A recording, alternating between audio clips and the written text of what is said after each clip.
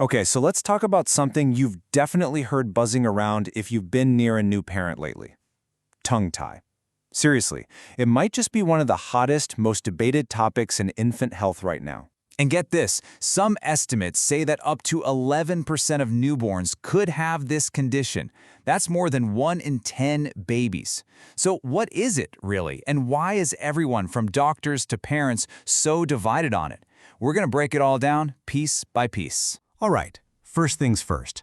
To really get into the weeds of this debate, we've got to make sure we're all speaking the same language. Because honestly, a lot of the confusion boils down to people talking past each other about two completely different things. Okay, so the fancy medical term is ankyloglossia, and it's all about that little string of tissue right under your tongue. That's the lingual frenulum. But here's the absolute key, the thing that's at the heart of this whole debate. It all hinges on one word: restricting. See, every single one of us has a frenulum. That's normal. The real question, the one that matters, is it actually getting in the way? Is it limiting what the tongue can do? And you know, it's not always just the tongue we're talking about. If you're deep in this world, you'll hear specialists talk about tethered oral tissues, or TOTs for short. Think of it as a bigger picture. It's an umbrella term that covers not just the tongue, but also ties that can hold back the upper lip or even the cheeks. It's a whole mouth kind of deal. And this right here, this is the core of it. The debate really isn't about structure, how the frenulum looks. It's about function, how the tongue works. All the experts, all the big consensus statements, they agree. You just can't diagnose a problem by just lifting up a tongue and saying, "Oh, that looks tight." No way. The real question is, can that tongue actually do its job? Can it lift up to the roof of the mouth? Can it cup around a finger or a nipple?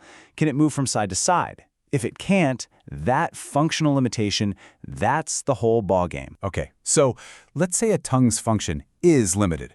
What happens then? Well, this is where it gets really interesting. It can kick off this whole chain reaction, this cascade of issues that can stretch way, way beyond just the mouth. Yeah, it's like a set of dominoes. And this is what really has providers concerned. The first domino to fall? It's usually feeding. But then, because the tongue isn't moving right, it can actually change the shape of the palate, the roof of the mouth, as a baby grows. And that one little change can, you guessed it, knock over another domino, leading to a whole host of other health challenges down the line. So for mom and baby, the signs right out of the gate are all about feeding. And it can be rough. We're talking about really intense nipple pain for mom, a baby who just can't seem to get a good deep latch. You might hear these clicking sounds when they eat and they're swallowing a ton of air, which of course means you get a super gassy, fussy baby. Put it all together and it can mean the baby isn't gaining weight well, and it can lead to a really stressful, often heartbreaking early end to breastfeeding. Now here's a connection that might totally surprise you. Think about it. If a tongue can't rest up on the roof of the mouth where it's supposed to, the palate can end up developing to be really high and narrow.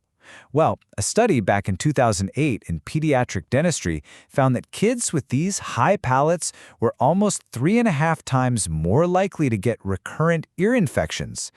It's just wild how one thing can affect another, right? It's all connected. And that ripple effect just keeps going. Some clinical studies have found that after a tongue tie release, infant reflux can get way better. And it makes sense, right? The baby can finally get a good seal, so they're not gulping down all that air. Then, fast forward a few years, a restricted tongue can mess with dental health. We're talking crowded teeth, maybe more cavities.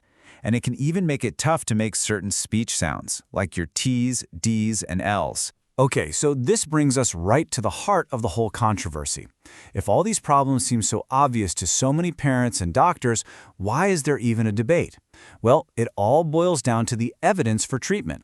And this is where things get really complicated and, honestly, pretty contradictory. It's really like a tale of two different worlds of evidence. In one corner, you have what's considered the scientific gold standard, the 2017 Cochrane Review. And it looked at the studies and basically said, you know what? The research is too flawed. We can't say for sure that this procedure actually helps with feeding. But then, in the other corner, you have this mountain of clinical evidence. You have dentists, ENTs, lactation consultants, all saying, hey, wait a minute. We see this work in our offices every single day.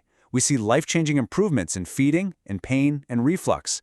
so you can see the conflict. And that conflict leads us to the one thing that pretty much everyone in this field agrees on. From the pediatric dentists to the ENTs, the call is loud and clear. We need better research. We desperately need high-quality studies to finally bridge this gap and give parents the clear answers they deserve. So, okay, with all this complexity, all this back and forth, if you're a parent staring this problem in the face, how does anyone actually make a diagnosis? How do you decide what to do? Well, the first thing to know is it's not a one-person job. Not at all. The consensus from international experts is that you need a team. A dream team, really. You've got your pediatrician and your lactation consultant. They're usually the first ones to spot a problem. But then you bring in the specialists, like a pediatric dentist, an ENT, or a speech pathologist, who can really dig into the details of structure and, most importantly, function. And a real diagnosis, it's so much more than just a quick peek under the tongue. A good provider is going to do a full-on functional assessment. They're looking at the whole picture. They're asking about mom's symptoms, like pain. They're actually testing what the baby's tongue can and can't do, how it moves. And they're watching how the lips work during a feed. It's a complete investigation. But let's say a family goes through all that and decides to move forward with the procedure, called a frenotomy. The journey is far from over. It doesn't just end with that little smell. This quote here, it's from a recent study, and it's powerful. It really gets to the heart of the emotional toll that the aftercare can take on parents. Because after the procedure, they often have to do these stretches on the wound, multiple times a day. And as you can imagine, that is incredibly stressful. It can be filled with so much guilt, especially when their baby is crying. It's tough. But as stressful as it is, providers will tell you that this aftercare is absolutely non-negotiably critical. Why? Well, these exercises are what prevent the tissue from healing back together too tightly. That's called reattachment.